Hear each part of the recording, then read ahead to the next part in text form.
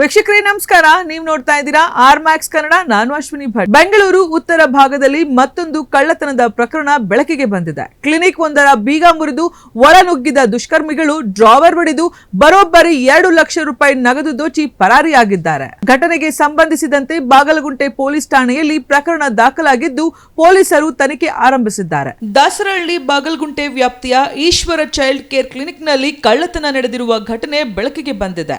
ರಾತ್ರಿ ವೇಳೆ clinic shutter ಬೀಗ ಮುರಿದು ಒಳನುಗ್ಗಿದ ಕಳ್ಳರು ಒಳಗಿದ್ದ ಡ್ರಾವರ್ ಅನ್ನ ಒಡೆದು ಸುಮಾರು 2 ಲಕ್ಷ ರೂಪಾಯಿ ನಗದು ಕಳವು ಮಾಡಿ ಪರಾರಿಯಾಗಿದ್ದಾರೆ.